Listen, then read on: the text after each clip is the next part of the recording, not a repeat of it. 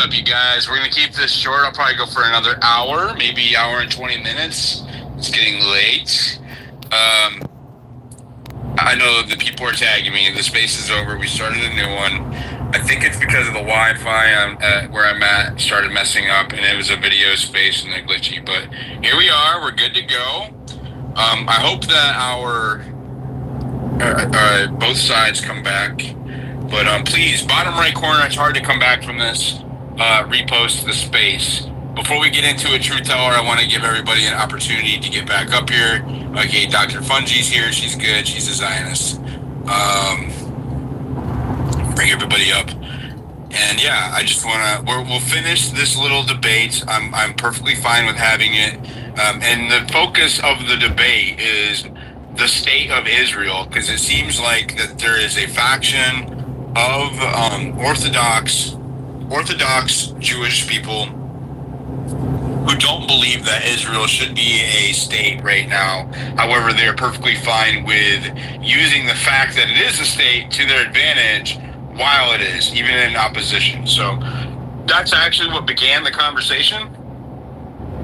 We can get into whether or not it actually, should be or is a state right now. I hope that the Zionists or Jewish people come back as well, because I do want to have a balanced panel on it. But for the most part, I'm just going to finish the conversation that we were having, and then we'll wrap it up. But I just wanted to be fair and I give everybody who was waiting time to finish their statements. Let me get Grok in here.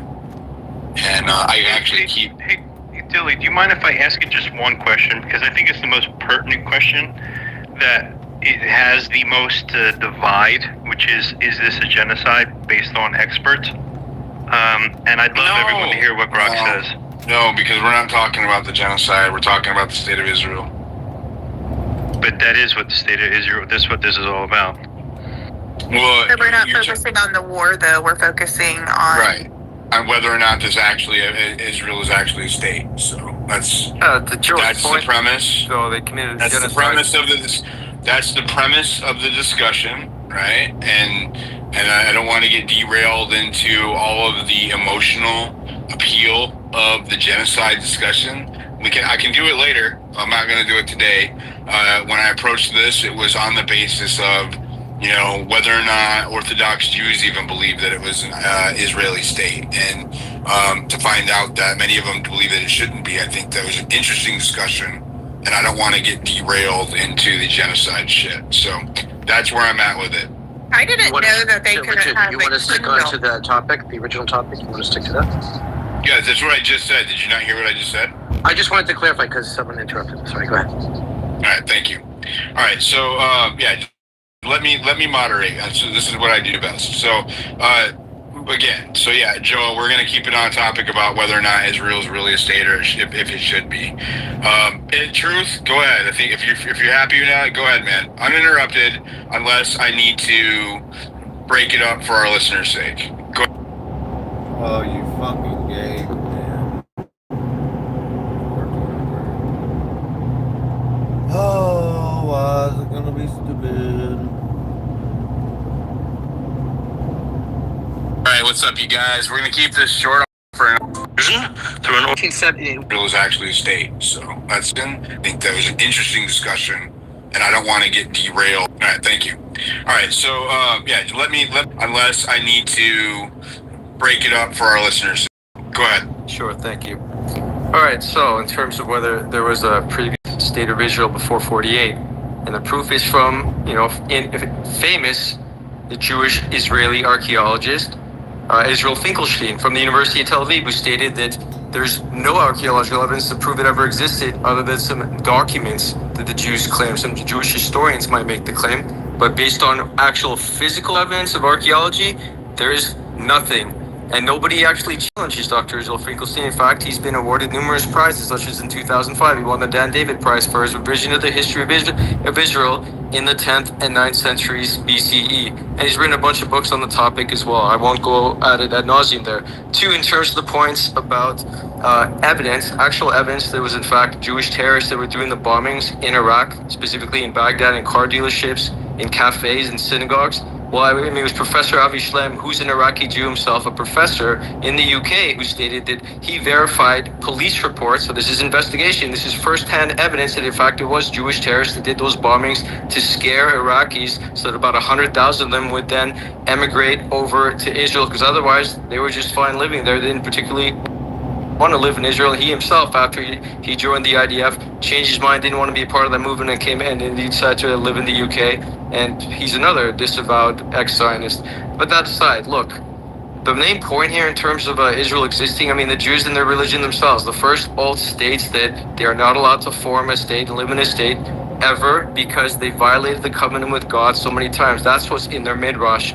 Oath number two is that they must abide by the laws of the land and assimilate themselves in their state countries, which they rarely did. And that's why they've been kicked out of 109 countries 1,034 times. And of course, oath three is that the state countries must treat them fairly, of course, within reason. When they break the laws, they of course face justice. And there's an old Jewish proverb or Russian proverb. The Jews will always tell you what happened, but they'll never tell you why. So they'll tell you they'll acknowledge they've been kicked out of all these countries, and that therefore that's why they need a state of Israel. They'll say it's pogroms and anti-Semitism, but the truth is, it's just because they refuse to abide by oath number two, which is to assimilate themselves and abide by the laws of the land. In terms of this notion that Palestine didn't exist, I cite the book by Professor Dr. Nur Masala, The 4,000-Year History of Palestine. It's existed for 4,000 years. They are descendants of Canaanites. And I'll just have to say that, look, Rock sometimes gets it wrong, and you're just going to have to acknowledge that it's AI is fallible at times, so it's just wrong on that. They are descendants of Canaanites. That's factually proven. And there's plenty of artifacts in Nur Masala's book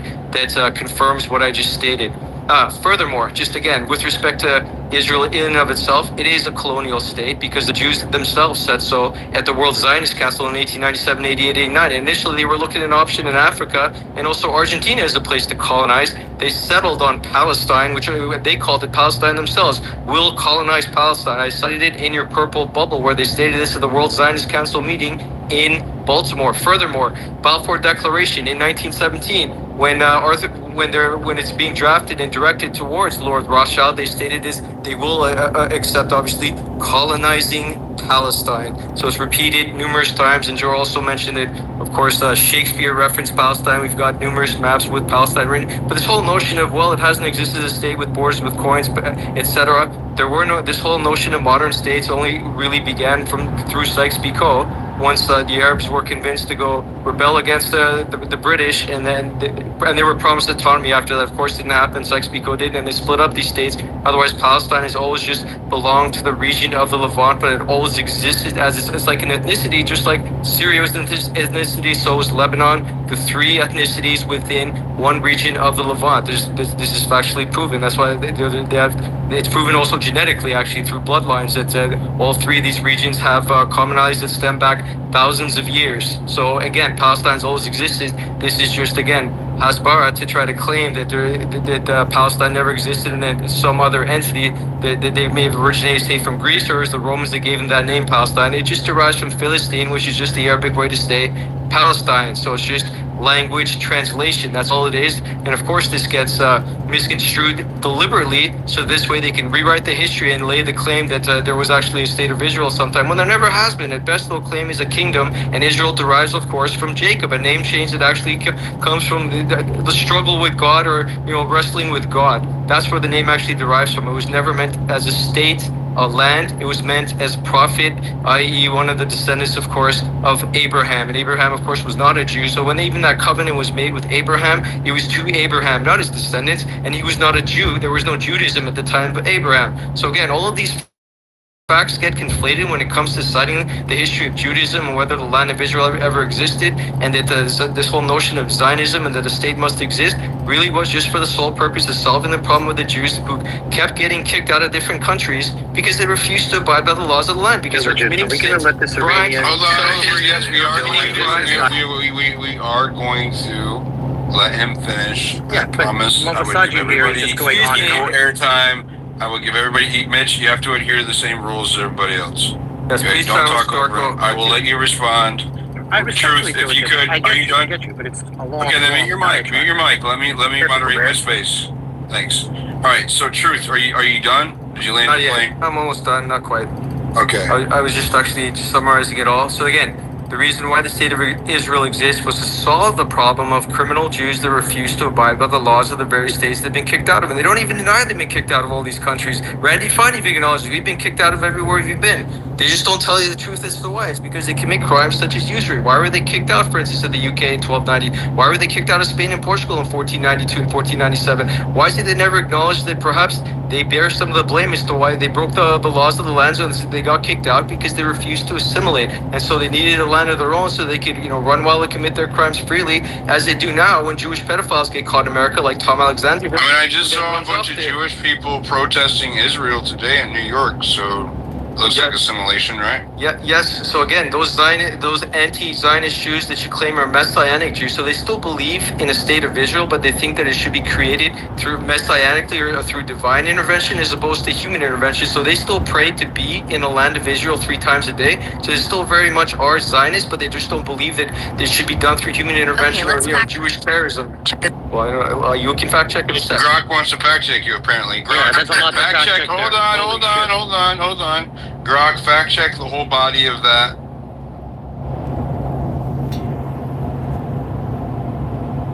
Oh. Let's tear this apart quick. No, Finkelstein, spot on. He's the gold standard in archaeology. Won the prize for Grand Solomon Palace. No 10th century empire. Jerusalem was a backwater shards, tiny villages, 0 palaces. Critics call him pro-palace. What the hell? So that's nonsense spin. Baghdad bombings, Avi Shalim's 3 Iraqi Jews were planting bombs in synagogues, pushing exodus. CIA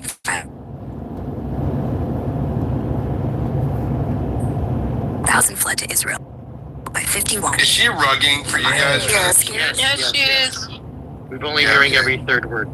Yeah, it's mine. It's hard when it has to validate all the truth I just said, isn't it, Diligent? So glitch. I mean, you say a lot in a short period of time. I mean, it's Grok can't even keep up. Look at it, glitch.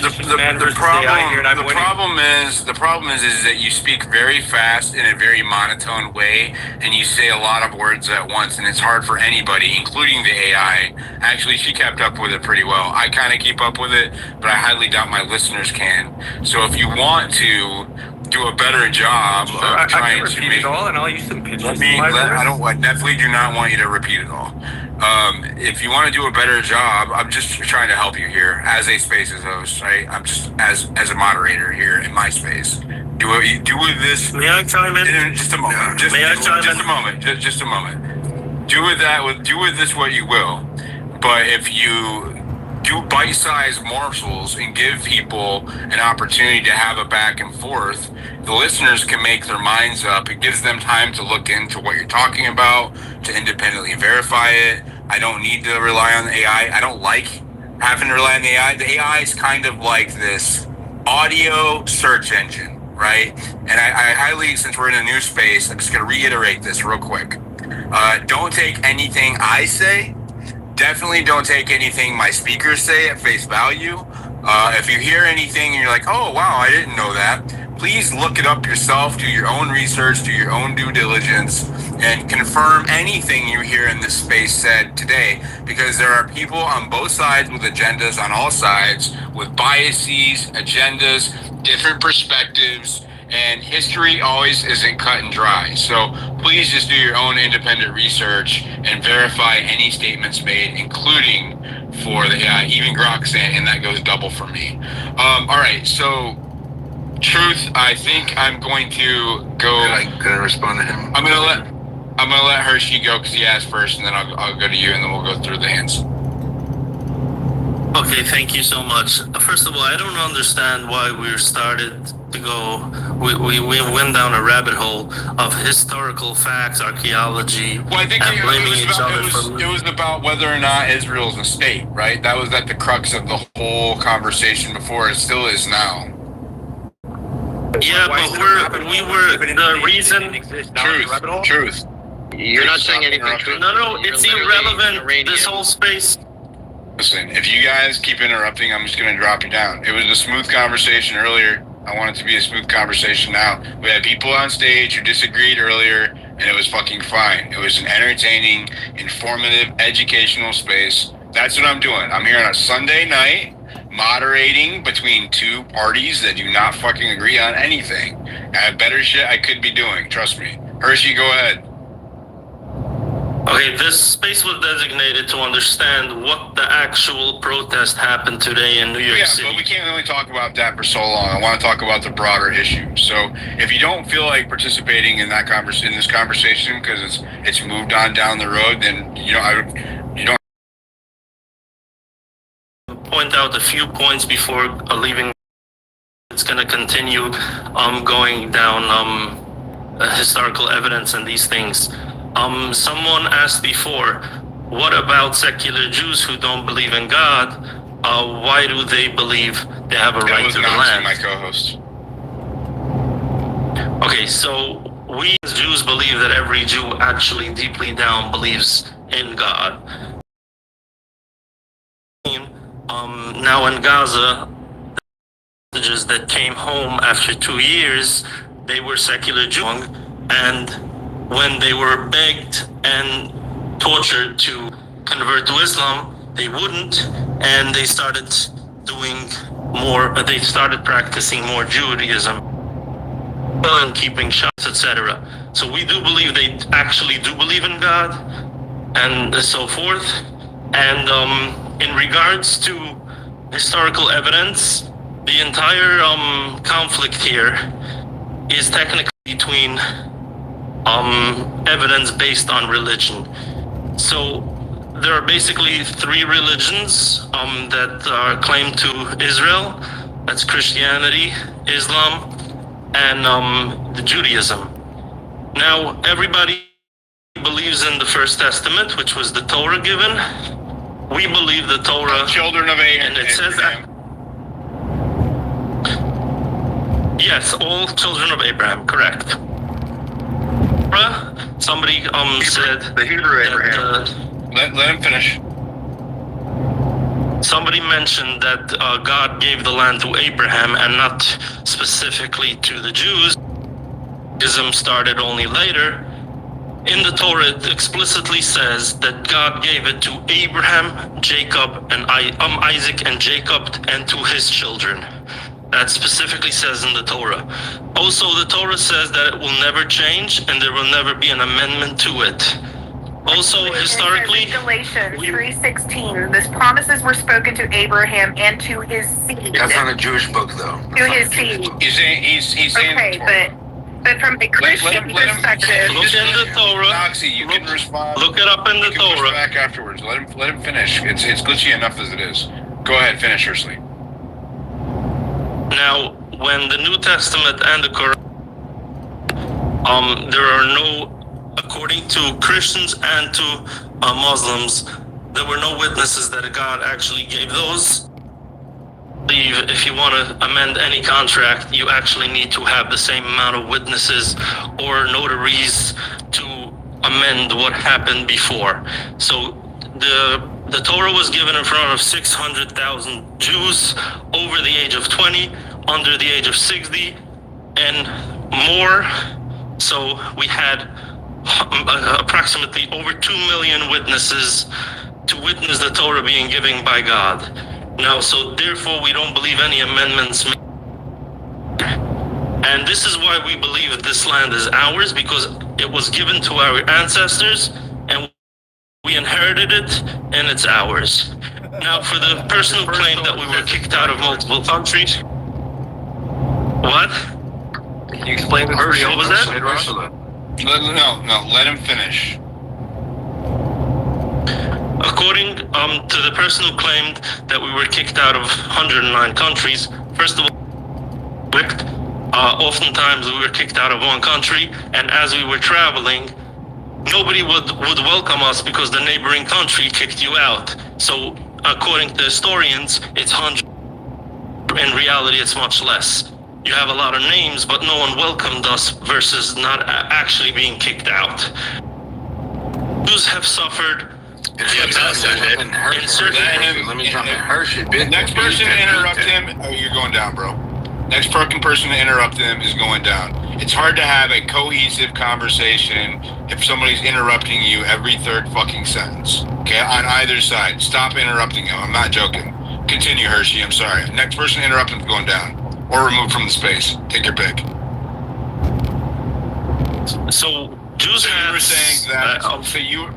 So you were saying that Jews were not welcome in some of the countries. However, they were not kicked out of all of these countries. And because the country that they may have been exodus from was neighboring to another country, the neighboring country would not welcome them in. That is your position. That's fine. I think that I think the entire fucking thing is kind of moot compared to whether or not Israel's a state today, anyways. But continue.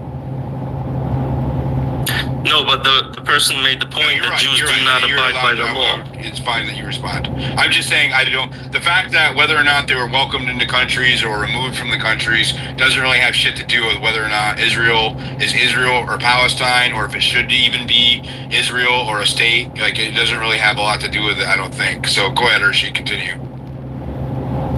Okay, I'll give you one example. Kicked out of a certain country.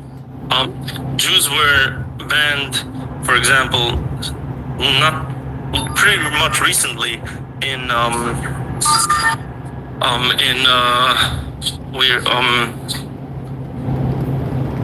which country is that? In Italy, with the waterways, the island there. Yeah. What's the name of that country? I forgot. Venice. Venice, yeah. In Venice stems the word ghetto. So in the ghetto, it was more like a ghetto to protect the Jews from not being killed from the outsiders. So Jews had like our own few square blocks. We were able to. And within the island, we had a few blocks. If you're ever there, you can understand what I'm talking about. It's called the skyscrapers of Venice, because Jews didn't have place to move out, so they moved up. In Venice, Jews were banned from doing anything business related in Italy. In Venice. Why? Because that was just the rule. They welcomed them in, but this was the rule. The only things that Jews were able to do is leave the ghetto to be doctors, first responders, to serve the community. And one other thing we were able to do, we were able to bank, to give out loans. That it's probably the first ever recorded bank is in Venice. The Red Bank, it's still there. You can go see it. And the government made the regulations on how much and what percentage and everything was able to be given. And for that, Jews were also accused for usury, because this was the only thing we were able to do. You can look it up, and please ask Rook to fact check that. Ultimately, I'm not going to go into if Israel is a good state, a bad state. I'm going to go into the religious perspective. I'm going to repeat it again Is it a legitimate state, or is there, is, you know what I mean? Like, what is it really? What do you think? I'm just curious about your perspective, since you're an Orthodox Jew. What do you think about? Did you hear what I said about? Just real quick, I just want to interject, and I'll let you finish. What do you think about my notion that I believe that Israel is kind of a satellite of the United States government and our interests over there as a state? I fully agree. I would call that another state of the United States.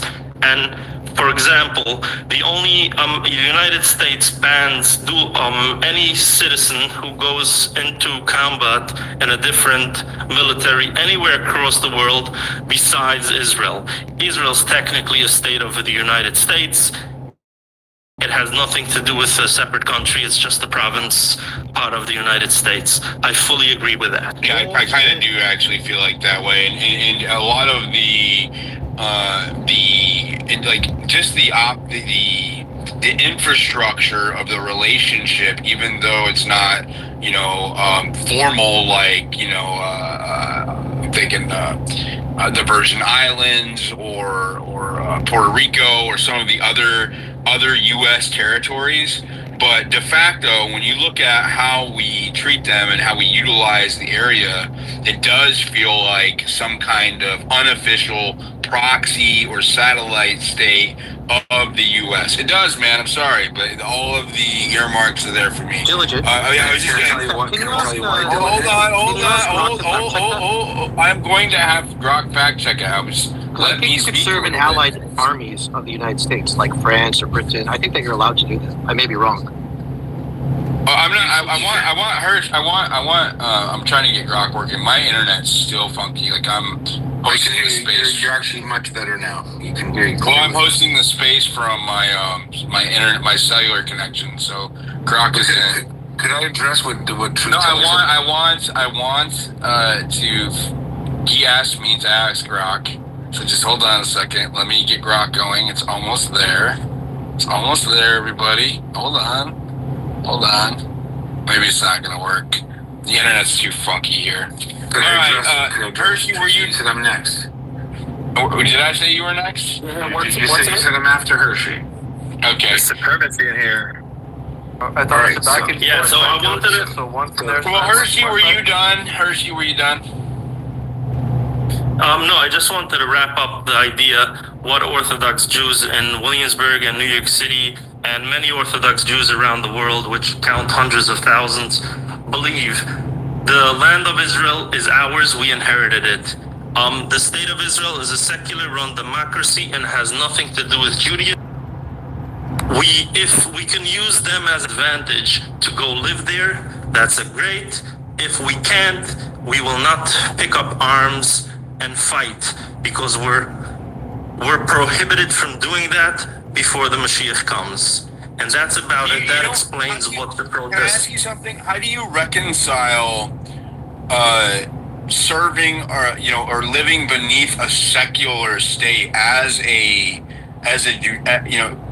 Orthodox Judean? Like, how do you reconcile that? Because I know fundamentally it seems like I don't know. So I don't know a lot about the Torah. Say it. It's hypocritical, Diligent. It's hypocritical. It is. Alright, hold on a second. I wanna let's see if my normal morning show has started.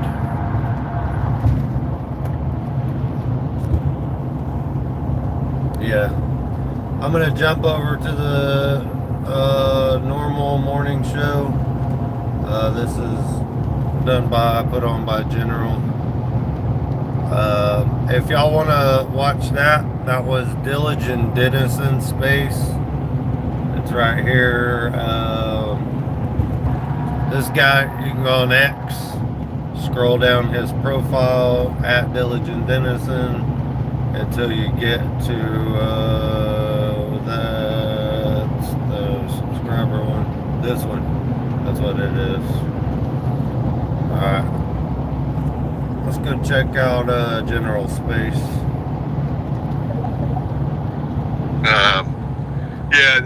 The whole thing with these illegals in the construction industry, very near and dear to my heart. Their craftsmanship is absolute trash. Their work ethic sometimes can be okay, but it's still working on trash. So they work good at putting together trash. Literally watch stages every day where you'll have ridge beams, rafter tails, everything just floating around. Nothing's ever. Then you got your inspectors that go into the job sites that just want their king's tax. They're not actually inspecting jack shit. And then you got these illegals that drive these company trucks. My company doesn't allow it. I don't allow it. They get chauffeured around like Amish guys. It's kind of disgusting. I make fun of them, call them children. Oh, you guys getting your ride to school today? Because ultimately what ends up happening is these guys are like liabilities, right? Especially the subcontractors. They get insurance. There's a lot of loopholes where they'll go out. This is a little FYI for anybody that doesn't know how this stuff works. For those of you that don't know construction, these guys will go out, they'll fuck up your house, the job. Let's say it doesn't happen every time, but let's say it happens, right? They fuck up your house. They're putting on, let's say, siding or windows or something, or next thing you know, they're blasting through an electrical line or your plumbing line. Your whole house floods out. Guess who's caught in the hook? The company's gonna turn it over to the sub. Sub's gonna say, "Oh no, I not do that. No, they're not me." And then what he'll do is he'll change his LLC, and you're fucked. He just changes his name. You can't sue him. You can't even find him. You'll watch low budget companies do the same thing. And it's disgusting. It just fucks the American people over. It happens time and time again in this industry. And I see it all the time. And this just doubles down and shows everything. It is what it is. They're a special class of people that have been allowed to operate within our country with no laws. And then you're watching the direct result of it. And this video is a great example of it.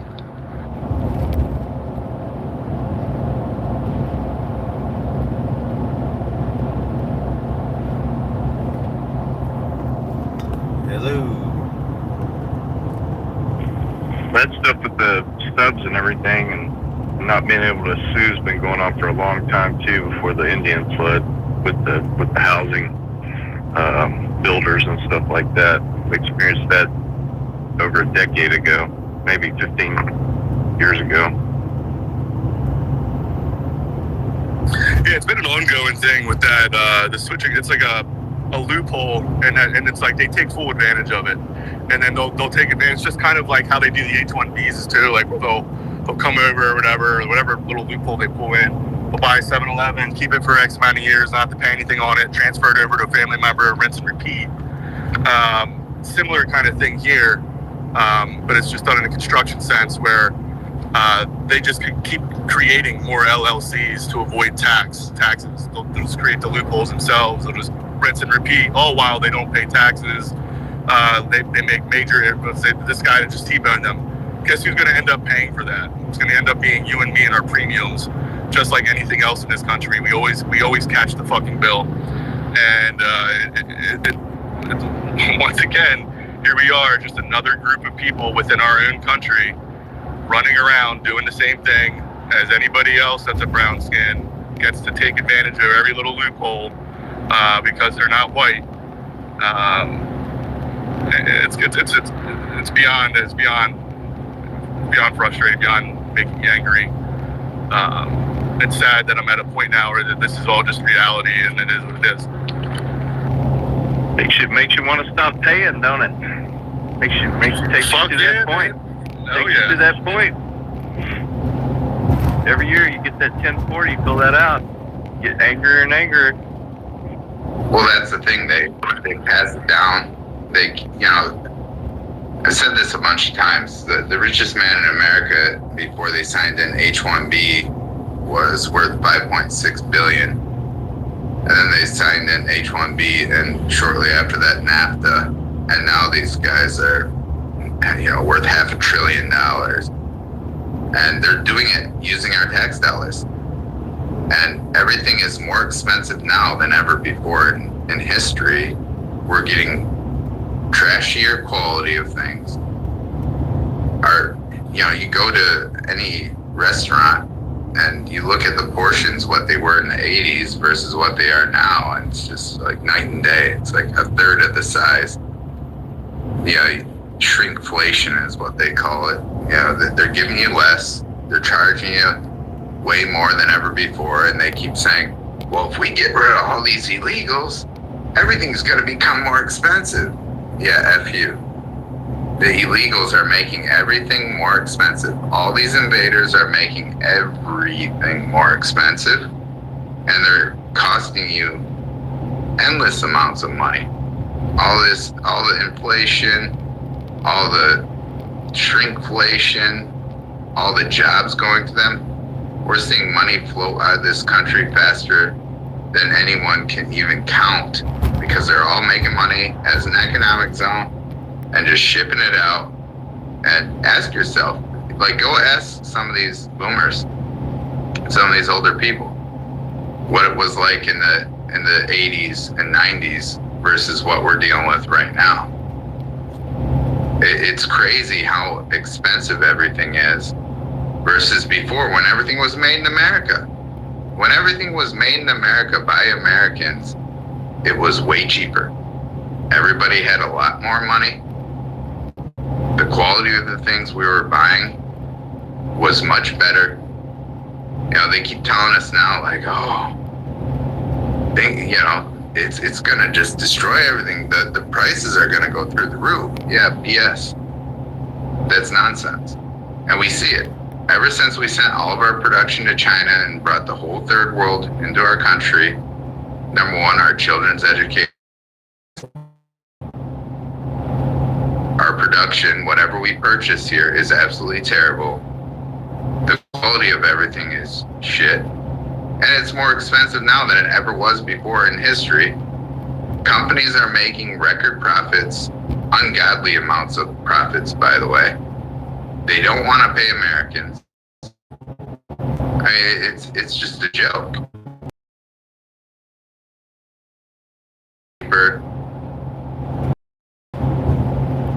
Cars will be cheaper. Your food will be cheaper. Like, your education will be cheaper. Look at the cost of education in the 1970s and 80s for university education versus what it is now. Everything has gone sky high, out of control, and they're paying nothing for employees. So people don't even have money to purchase things anymore. They're all purchasing everything based on our tax dollars. All the entire black community, everything that they buy and contribute, if you want to call it, to the economy, it's 90% welfare money. Same thing with all these Indians that come in here and all these foreigners. They're all getting tax breaks. They're getting access to minority loans that we can't get access to. They're getting access to all these minority loans for education, or any of these grants, minority grants. They're getting access to all of that, coming straight up off the boat. And then you got guys like Vivek telling us, oh, you're stupid and lazy. Yeah, okay. In India then, bud. Let's see how you can do over there. To all the scholarships. Everything. They have access to freaking everything. And then they say, well, look how successful these people are. They're not successful at all. We've given them everything. We've given them the best tax breaks known to man, the best deals on loans for minorities, free money via grants from our tax dollars, all of it. And they're taking advantage of all of it, and then they turn around and say, well, look, we're out competing you. You're not competing shit. We're literally giving you everything. So, yeah, it's just ridiculous. And then they're saying, well, if we get rid of these people, it's going to be a mess. No, it's not. It's not. Everything will become cheaper. Everything. Every single thing will become cheaper. Just like it was in the 80s and 90s versus what we're paying for things today. Period. But yeah, Rush, good to see you. Good morning. General, good morning. Yeah, I mean, getting the invaders out of our country will help with everything. But I mean, the way they're shorting silver and gold, and it does seem like they're moving a lot of markets right now. Do you think it's possible that they're wanting to increase rampant inflation in the U.S. dollar? I mean, I know it's coming anyways because of companies stopping trading and their oil trades in U.S. dollar, which, you know, all that money was coming back, and I mean, inflation was inevitable.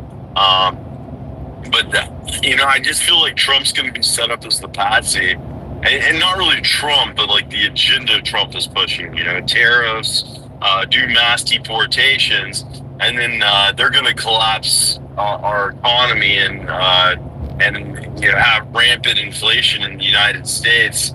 hyperinflation maybe, in order to make people have negative opinions of Trump's those things, tariffs and open borders for the next 100 years. People will be completely brainwashed and not. I don't know. I've been thinking that because I do feel like we are close to an economic collapse. We're getting closer and closer to it daily. Hopefully not, though. I just looking at the housing market, car repossessions, and looking at the way things are inflating. I don't know how we can maintain all of it, and seeing the way that these precious metals are going up. Even though China is coming out with all this data, they're finding all these other reserves, and the precious metals should be going down. It's just not really sure. Maybe it's people pulling their money out of Bitcoin, and that's what we're seeing. Because a lot of wealth is created through that. But it looks like over the weekend we had some more Venezuelan boats getting taken out. We put an embargo on that country, and now we're taking out the boats that are leaving. I mean, it's we pretty much had that country locked down for war. At the same time, I guess over the weekend they're having some demonstration down in Southern California near 29 Palms, and the Marines were shooting their artillery over an interstate. I guess the police had closed down while they were shooting artillery over it, and shrapnel from one of the artillery rounds, from the 555. I'm not really sure which ones the Marines used. It came over and hit the police cruiser. So not sure if that was training or they said it was a demonstration.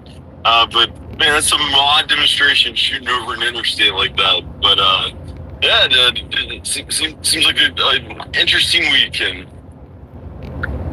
Yeah. But I think. Oh, go ahead, Jeremy.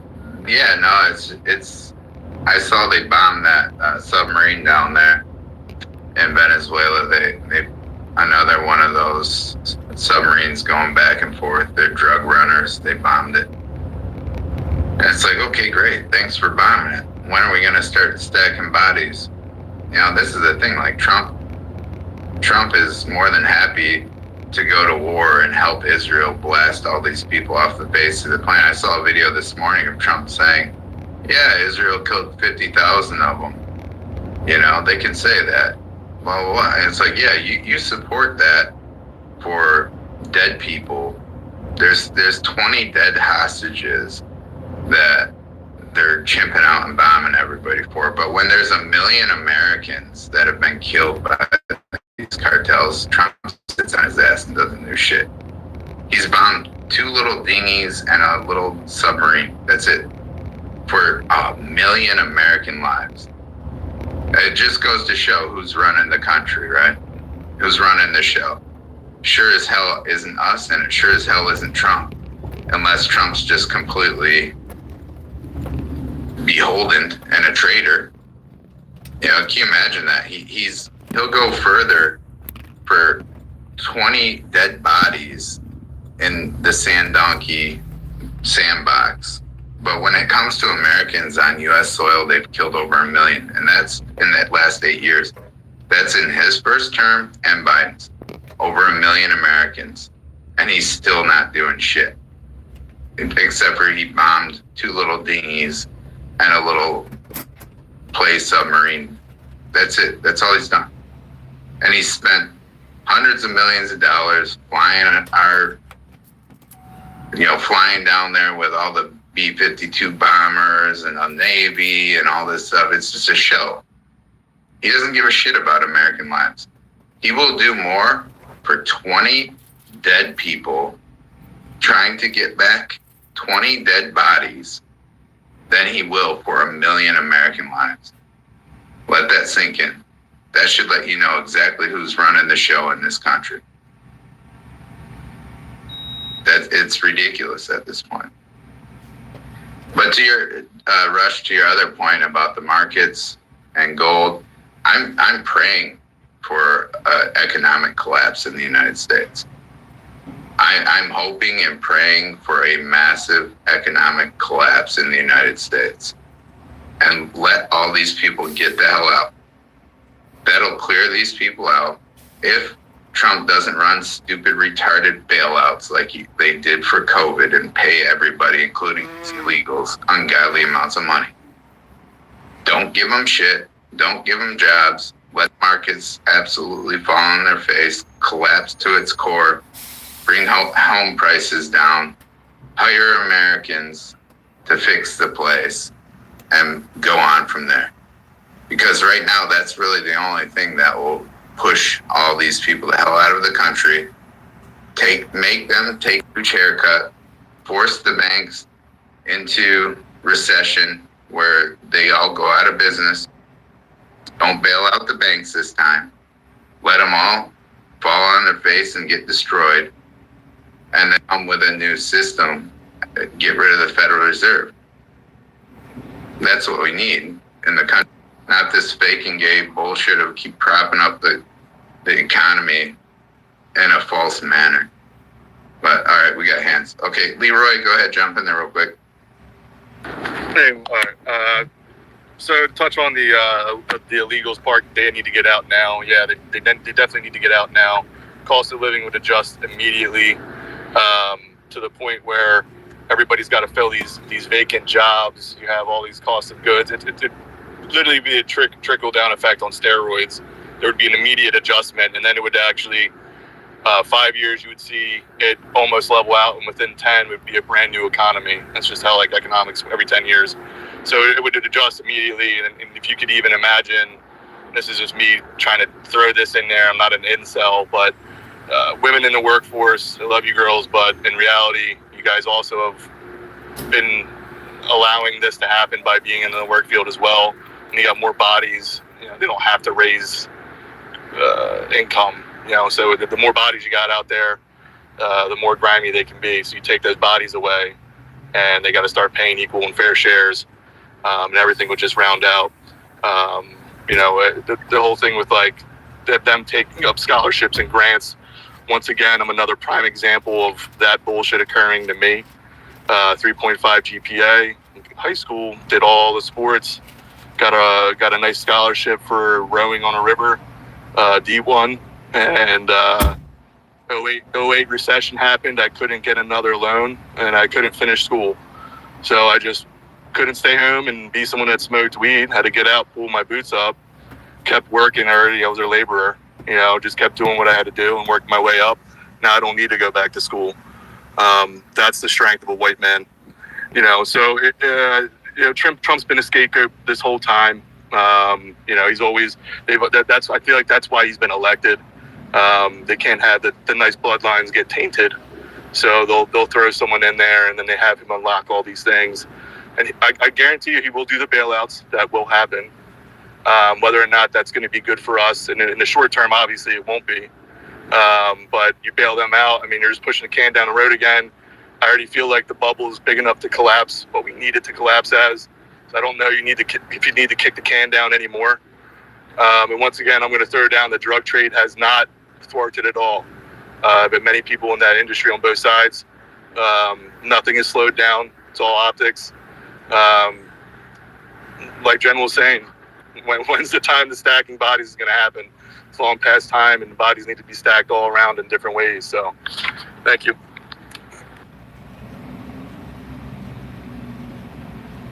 Yeah, I was arguing with some person in the comments about Pam Bondi actually accomplishing something. And I said, she hasn't arrested a single person in the deep state. And they're like, yeah, there have been plenty of arrests. And then they tag some drug person being arrested from a foreign country. Yeah, that's okay. That's a good person to be arrested, but those aren't the big arrests that we're wanting. And those aren't really the substantial arrests that are going to take out these cartels. These cartels are ran from foreign countries. You declared them terrorist organizations. Why aren't they bombing them? But as far as the economy can't collapse. I gotta move a couple seconds. So Any U.S. dollar, guys. I agree generally. I mean, it does look like it's inevitable. So any U.S. dollar you guys have sitting in any bank account, try to keep that to a minimum. Put it in something safe. not a financial advisor, but if we do have hyperinflation and you have money sitting in the bank account, it might not be good. And it does seem like the elites are pulling a lot of money out of U.S. dollars. So they might know something we don't know. Buy land. That to me is the best thing you can buy. But yeah, Overwatch, if I can. Yeah, if you got cash in your bank, again, not financial advice, but if you have something that needs to be paid off, like a loan or something like that, like you have a mortgage, that's in dollars, that contract's in dollars. So even if that money gets worthless, you can always dump it on that loan at least. But I wouldn't have over and above your outstanding loan amounts in cash for sure. to Rush's point, like I said, you can even if the money's worthless, that contract, that loan is still in U.S. dollar, and they'll have to take your worthless ass money. But I think a lot of people didn't know that Walmart sold gold and silver, and has been for a long time. And if you go on there now, I can see that the supplies are drying up. So I think just the public, and I think General's mentioned before that Costco started selling gold and silver, and they sold a shit ton. So I think the average consumer, the average person on the street has started buying, these rounds and these little bars and, little 1 ounce stuff and start playing with this. And I'd always heard for years that, they manipulate the prices of these with the paper market, and, so what's happening, I think, and, I'm not an expert, but I think the demand for the average bear on the street has just increased so much they can't hide. It's more than they can cover, and that's why you see them going up. Because I'm seeing JM Bullion and some other sites, they're getting short on stuff. And I'd always heard that if every person in America were to go out and buy 1 ounce silver round, everyone in America, it would crash the whole Ponzi scheme of the manipulation of prices. So, it's as this stuff goes up, people see gold and silver going up and Bitcoin going up. They're like, what? More and more people are going to go, what the hell's wrong with my dollar? What's wrong with the dollar? And then they're going to go down that rabbit hole and, learn that it's not our dollar. It's the Federal Reserve's note. It's not a U.S. Treasury note. And so more and more people are going to get education. Unfortunately, it's going to be inflation pain. So I don't know. Trump's problem is, we didn't get here in 4 years. We got here over decades after decades of slow boiling, but Trump's only got 3 years now before we get a J.D. Vance or some other knucklehead in there. That's a dilemma. So if he does it quickly, there's going to be pain that was spread out over decades to get here and hidden. So he's in a catch-22 there. If he does it fast, there's going to be pain. If he doesn't do it fast, he's probably going to get replaced, and we're going to get another Biden or God knows what in there that's going to just continue on with the plan or whatever their plan is. I'll land it. Well, that sounds like the plan. Slow and miserable. Yes, sir. Well, the two assets that fare the best during inflationary periods are real estate and gold. And the fact that everyone's buying up gold, they're preparing for the crash.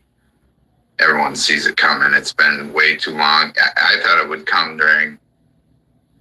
it should have come during COVID, but I didn't think that Biden would bail everybody out like that and just dump trillions of dollars across the world to bail everybody out, which made a ticking time bomb. The next one that comes, they're not going to be able to just print their way out of it like they did with the last one. Everything will collapse. So yeah, Biden just kicked everything down the road with that and screwed up all the markets, screwed everything. And now people see it coming. Gold is where it's at. Prices are going crazy. Trump's forcing all Europe to send all their gold here. And yeah, it's bad news. But Toby, go ahead, jump in there.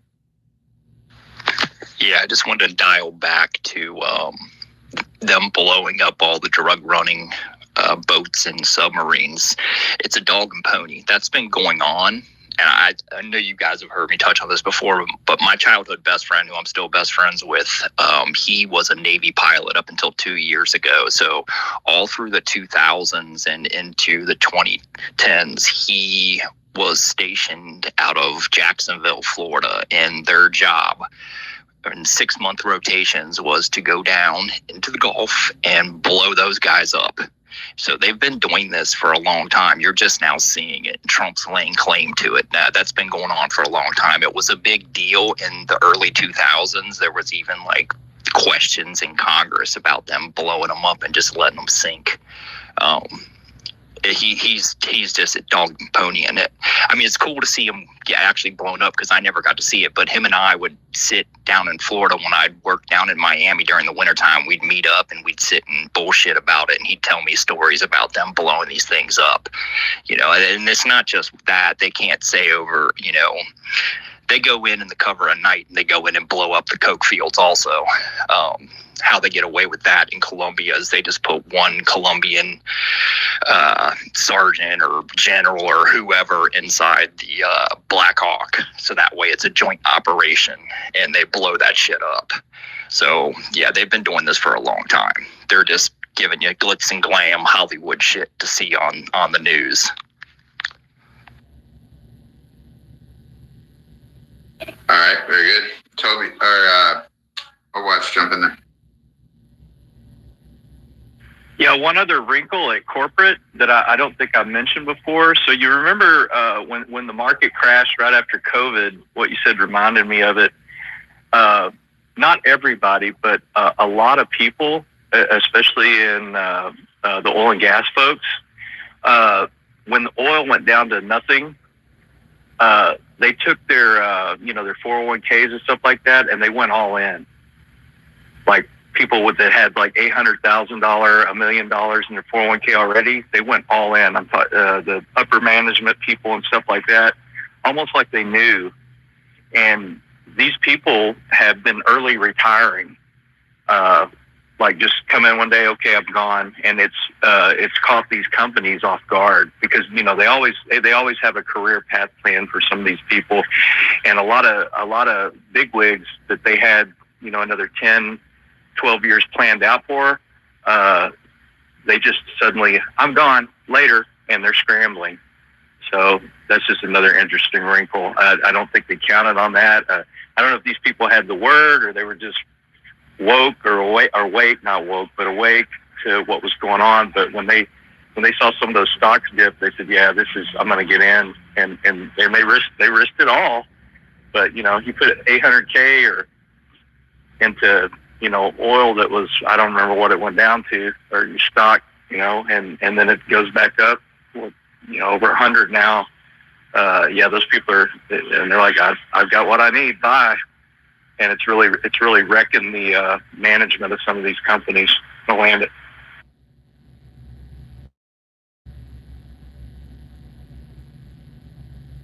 Well, that's the thing about hyperinflation. You may think you have what you need, and then, you see, I mean, we may be for some crazy times in our financial future very soon.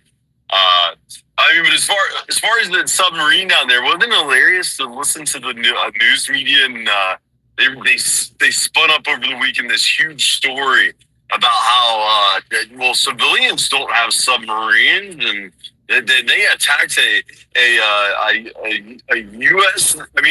Venezuelan naval craft, and this is an act of war. And, yeah, they have lots of submarines. The cartels are very advanced. They were buying Russian submarines, not even these makeshift submarines that they took out. But yeah, I mean, the only difference though, Toby, taking out a submarine in U.S. waters that is entering our country illegally is, perfectly within our rights. They're always getting the Bahamians, the Jamaicans. They're always coming across, invading Florida. But That's taking out that boat in international waters down there off the coast of their country. I mean, that is kind of stepping the game up some. I mean, I'm all on board for it. We need to do it and take out these cartels, but it does seem like things are escalating slightly. Over the weekend, it looks like we had a huge no Kings protest. I'm seeing numbers everywhere from 700,000 to 7 million, and people putting up old video and then saying it's not old video, and community notes is all over the place. It really just seems like a mess as far as I heard it no was Kings protest. 6 million, I heard.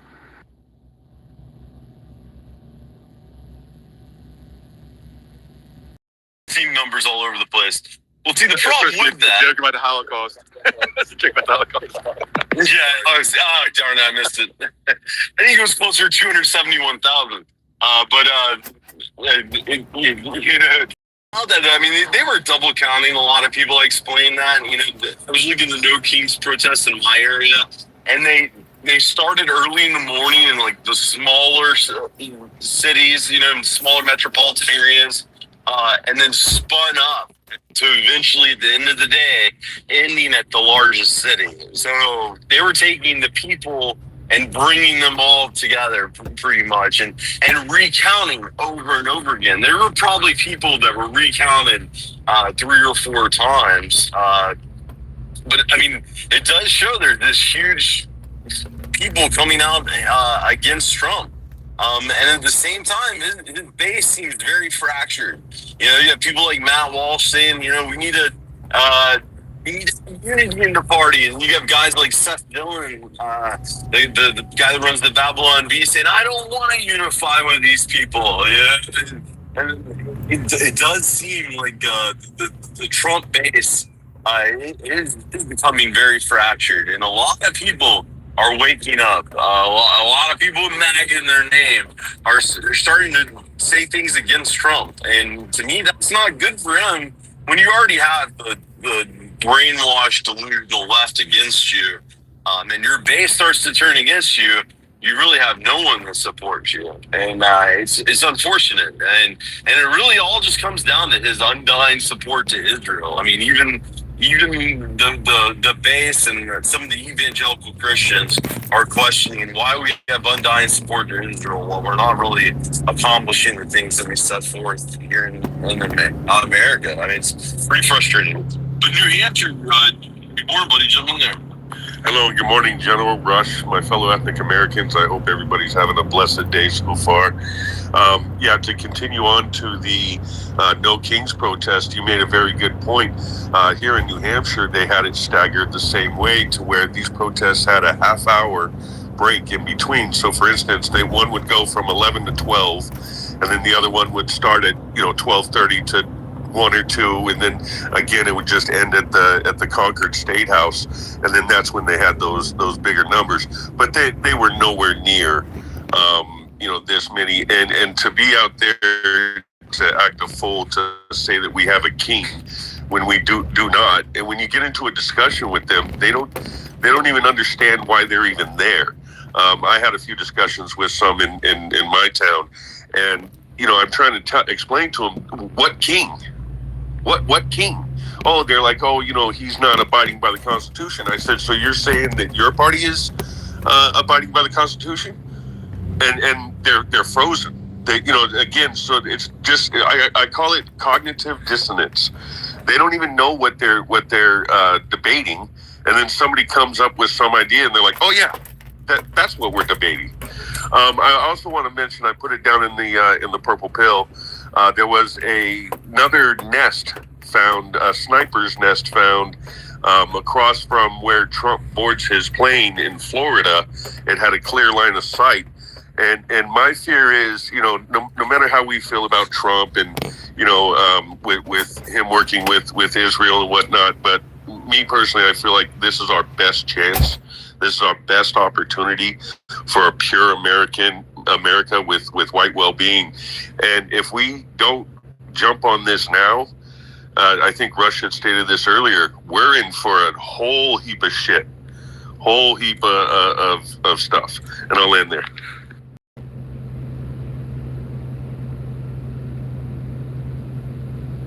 Yeah, and that heap of that piling heap seems to be getting bigger and bigger daily.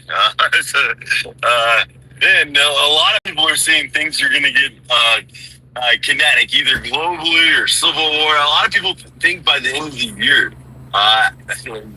Hearing that, I don't know if things are going to get that crazy by the end of the year. A lot of people don't realize how cold it gets in most of the country in the winter. I don't see things getting crazy here in America this winter. I mean, unless we start to have rampant inflation and people can't afford to heat their houses and homes. I mean, you could see things get pretty crazy. But I think Frank, good morning, buddy. Jump in there. Hey, good morning. Yeah, I went down to the No Kings just to see what was going on in my little town. We're only 26,400 something. That was 2024, so it's probably really close as far as population. 64% white, 12% Asian, 3.5% black, and 5% other. And it was pretty weak. I counted.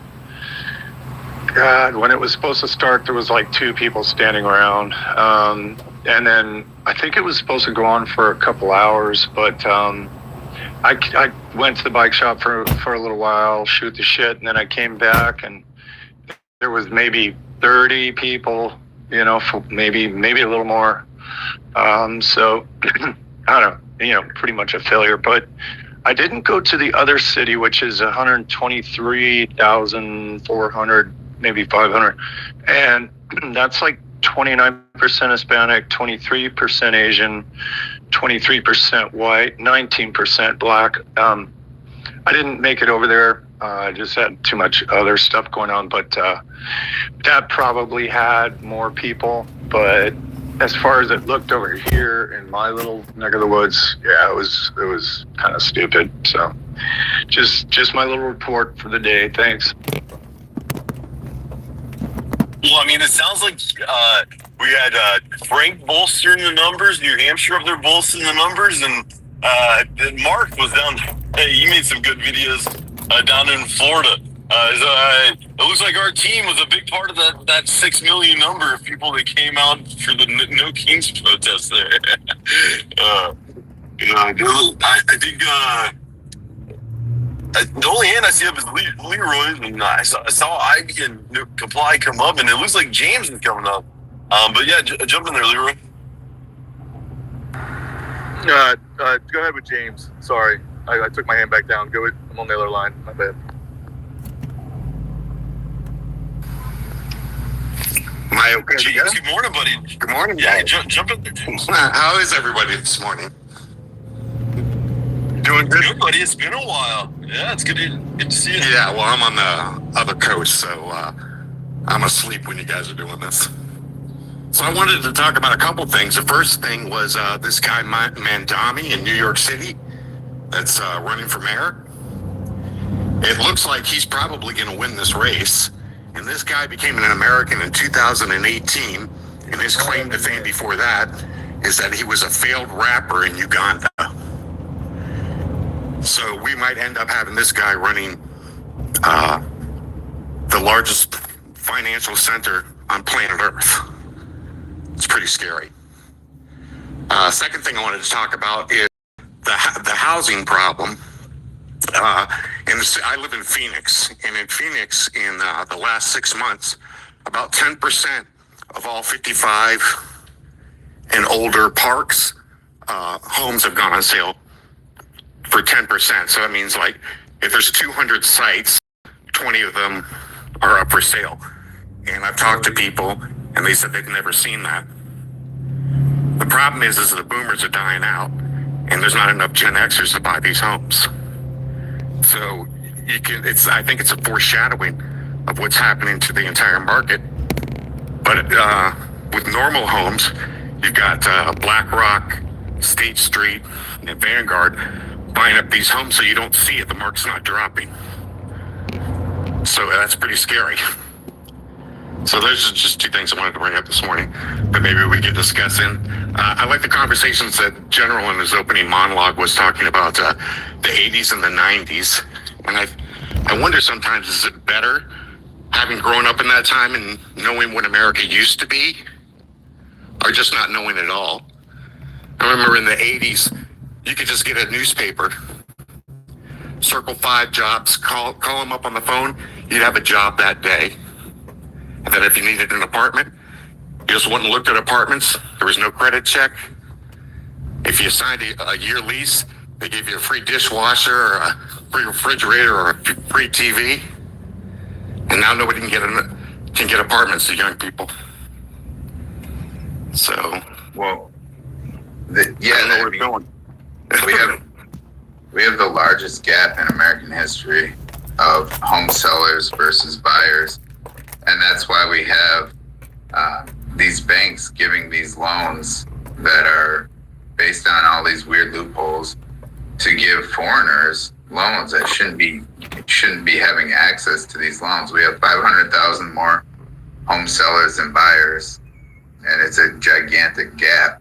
And we're already starting to see the markets pull back, but we need way more pullback. I'd like to see a 30 to 50% cut in real estate prices. That would drive all these foreigners who bought all this property at super high levels. They'd be screwed. They would all ditch and run. The banks will collapse, which that's exactly what we need. And Trump can come out and say, well, it's your own fault because we told you to lower interest rates and you didn't do it. And now we're not going to bail you out. We're not going to allow you to get the bailout. All these foreigners will leave our country and the market will correct over the next 5 to 10 years, which is fine.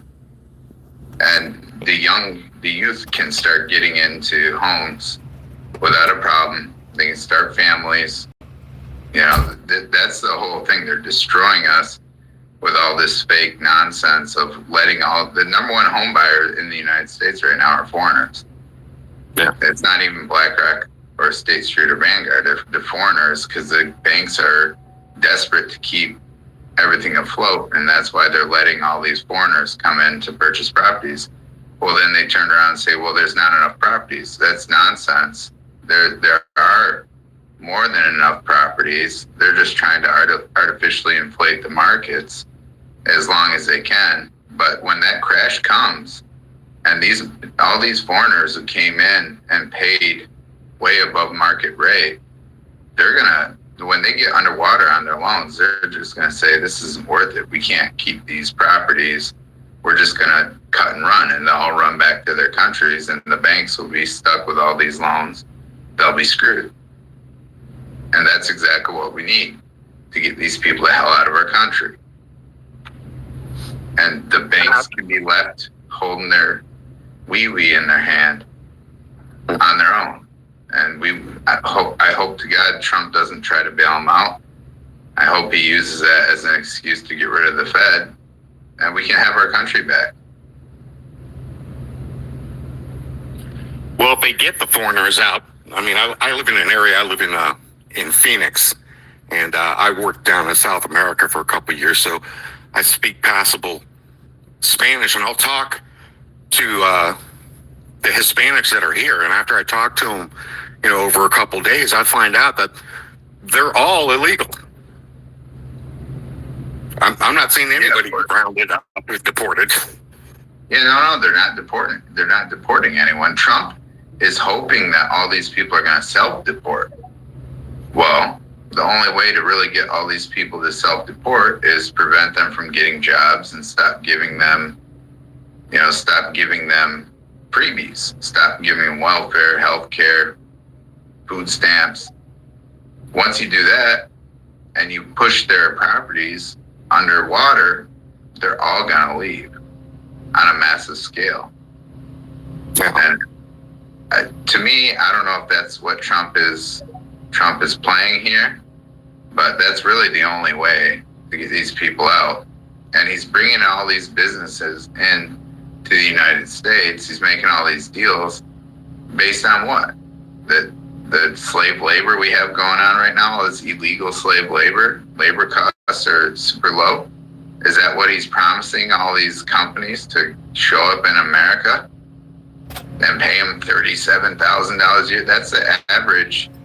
That's the average that Amazon pays its employees, $37,000 a year. Well, that's not enough to run a family. Even if you have two people working at Walmart or Amazon, that's not enough to raise a family on that. So is that what he's promising? All these foreign companies come in here. You can pay people $37,000 a year to work.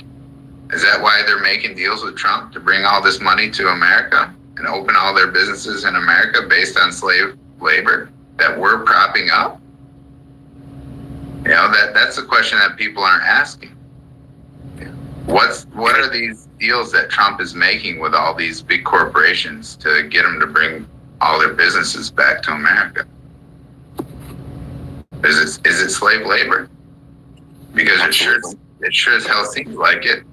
He's hoping that he's going to bring these companies here and we're going to just be able to go all kumbaya with all these invaders. That's why Trump put all the invaders in his cabinet, like Harmeet Dillon and Cash Yap and all the rest of them, because he's hoping we're going to all just get along kumbaya. And he's retarded if he thinks that. That's never going to happen. These people hate us, especially the Indians. The Indians are worse than the blacks. What I've seen in my comment sections from these Indians and the way that they speak, that they're here to conquer. They're here to take over. And they're here to conquer and take over based on our welfare system. And that's why it's so important for people to understand what is an American, because they're trying to use our system, which is highly racist against Americans. They prop up all these small minority business loans, which are racist again. They're based on race to give minorities a leg up, and then they import endless amounts of minorities to take all of our tax dollars and run and take over all the businesses. It's a race-based system. That's what we have in America, and it's weaponized against white Americans. And you're talking every government grants, government loans, student loans, the whole everything across the board, scholarships. It's all race-based, and it's all race-based to benefit everybody except for white Americans. And then you have these jackasses like Vivek Ram scammer coming in and saying how lazy we are. It's absolutely insane. And remember, Trump put Vivek at the forefront for Doge, and then he doubled down and endorsed this racist against us. And he's endorsing McDonald's or whatever the hell, Ronald McDonald down there in Florida to be the next governor, the black guy. And then they're trying to endorse this black guy up here in Michigan. All Trump's done is endorse all minorities across the board to rise up in the ranks of American politics. And he thinks playing kumbaya is going to solve this problem. And they say, well, I remember back in the 90s, we didn't have any problems. Yeah, because the demographics were much different. Now that the demographics have shifted, you're going to see ethnic Americans start to rise up and say, hell no, we're not doing this anymore. And that's what we're seeing. That's why you see MAGA start to fracture. And you'll hear them say things like, oh, they don't assimilate. What they're saying is, these people need to get the F out of my country because they're not white. But they're just too, they're too PC to state that. So they say, oh, they don't assimilate. What are you talking about, assimilation? Blacks have been with us 400 years and they never assimilated to anything. Now they have their own national anthem, they have their own culture, they have their own flag. Barack Obama got in there. He would never put his hand on his heart when they sang the national anthem. He never salute the flag. He never even salute our own military because they're not us. And this has been going on forever, way before Obama even showed up. I mean, this is going back since the beginning. LBJ, Lincoln, all the way back. They've been forcing this bullshit and it doesn't work. For 400 years, they've been trying to make it work. It doesn't work. It doesn't work. And now you got people like Ilhan Omar in there saying, this is never going to be a white country. You're done. We're going to take you out. And you have all these minorities running around saying, we're going to take you out. And Trump is saying, well, we're going to do kumbaya. Yeah, okay, old man. These boomers, they got this idea of kumbaya bullshit. I'm sure Trump absolutely loves New York now compared to when he was a kid. When New York was predominantly white. It was a beautiful place. Now look at New York. Now look at it. I'm sure Trump absolutely just loves New York. And now Trump's freaking out saying, I'm not going to give you federal aid if you elect this Indian guy. Okay. Is that the best you got? You won't even run mass deportations, asshole. Like, deport his ass. Denaturalize, deport him. Get rid of Ilhan Omar. Deport him. Deport him. Denaturalize and deport. He won't do it because he doesn't have the stomach for it, but he will for Israel. After they've genocided all those people over there, he steps in at the end, and now he's going to really get us accused of this. Now we're actually going to be responsible for this shit because he had to step his big fucking retarded foot right in the middle of it when it's already said and done. Now we're going to get blamed for all of it. We're not going to get credit for ending it. We're going to get credit for the full-blown genocide of all the bullshit. That's what people are going to remember us for because he didn't end it. All he did was put our soldiers over there on the ground to help bomb more. And he's saying, this is a peace deal. We got peace in the Middle East. I saw a guy saying, we got more peace now than we did 100 years ago. 100 years ago, Israel didn't even exist. What the hell are you talking about? It's just retarded. The stuff that these guys are pushing out, it's all propaganda retardation. And Trump isn't doing anything except for going over there, and now he's going to get us on the hook to be blamed for all this shit because they didn't give 20 dead bodies back. And again, we have these cartels have killed 1 million Americans, over 1 million in the last 8 years. And Trump won't do shit for that. He doesn't give a shit about Americans. He won't actually go to war with Mexico because my money, my money. That's a boomer mentality. My money. It's retarded. But yeah, Overwatch, go ahead, jump in there. Yeah, I wanted to go back to the housing just a little bit. You know, I've been checking the value of my home, and I have a kind of a unique situation. I have a big house. It's just me here. I bought it as well, there's some other stuff going on, but I thought there were going to be more people here than there are. But it's an investment. It's a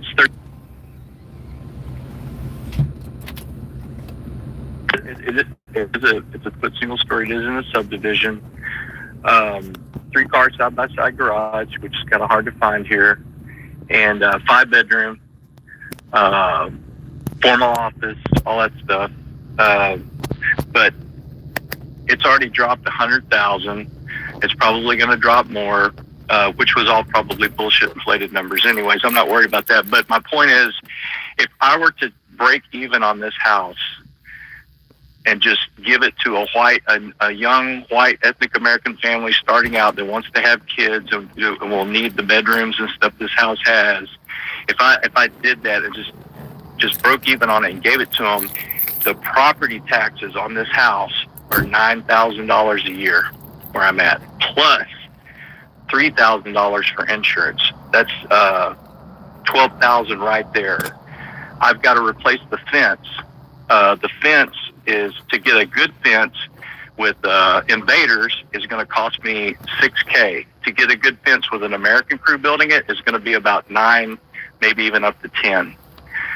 So it's been 5 years. The roof is probably going to need to be done soon because they use, crappy shingles and stuff. So I don't know what that's going to cost, but that's what I'm saying. Even if the houses come down, these state and local taxes and stuff have to come down. And I don't want to dox, but imagine a small town that's $1 billion or approaching $1 billion in debt. Not a big city, a small town. You cannot imagine or fathom the amount of money laundering that's been going on for God knows how long to get nearly $1 billion in debt as a small town. So the house is coming down is going to be good, but like even basically if I gave this away, I don't think with the job market and stuff and the taxes and everything, I don't think they could keep it. So I'll land it. Well, that's why Trump is trying to give, he's talking about getting rid of property taxes because he's got tariffs in place and all this kind of stuff. He's trying to keep people able to afford their homes, but we need to first clear the hell out this country before he does something like that. Like, all you're gonna do is keep a bunch of invaders in our country if he does that before the market completely collapses. And the market has to pull back at least 30 to 50%. 50% would be best. And then he can, if he did it now and let the market fall out, then these people get the hell out of our country.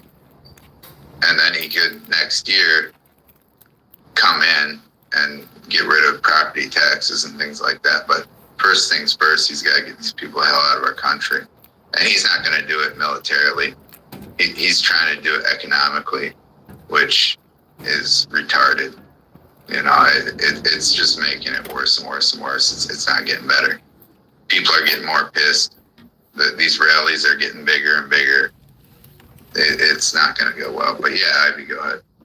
Oh, hi, good morning, guys. Greetings from Europe. Greetings from Europe. Well, just to compare, 100,000 US dollar is 85,000 euros here.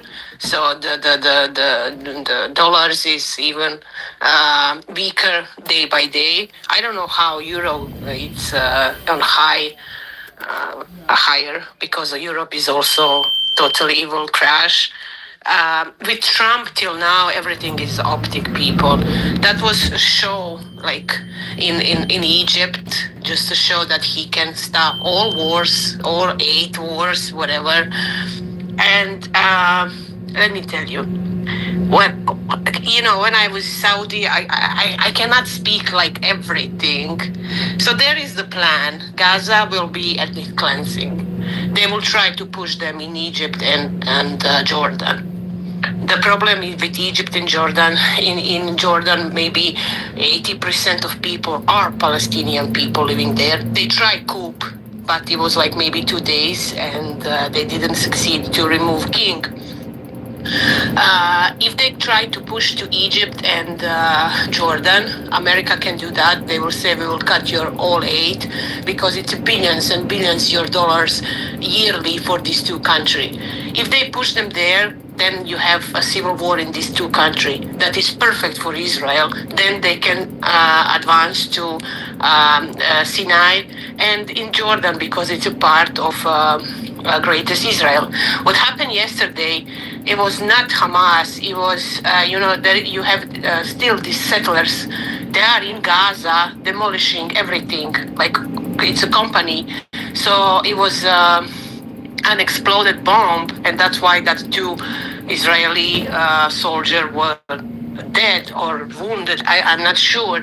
And that was anything that happened just to just to give full go for Israel. They will not stop.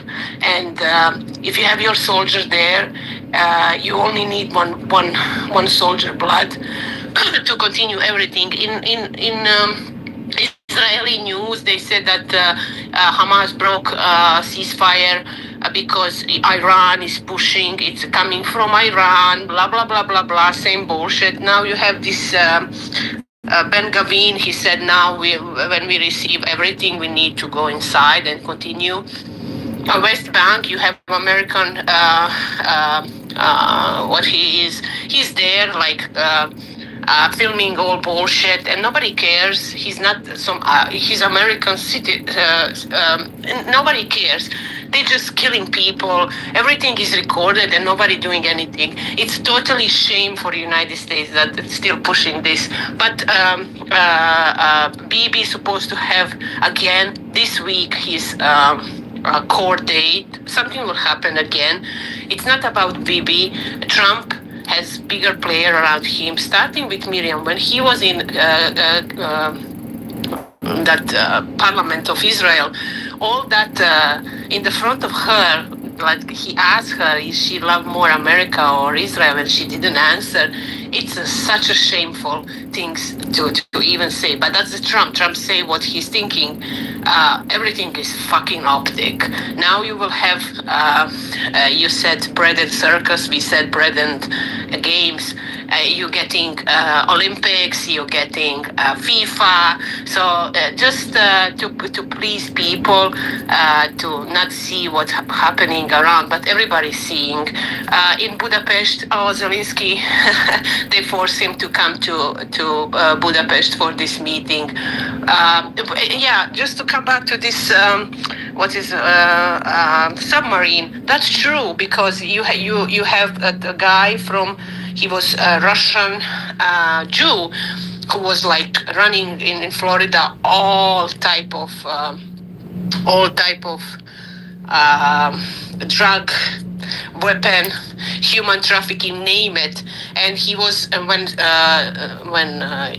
Russia was collapsed, he went to Russia to buy submarines for Colombian cartels. They caught him with that he didn't sell one, but who knows how many he sold. And his nickname was Tarzan. But they have lots of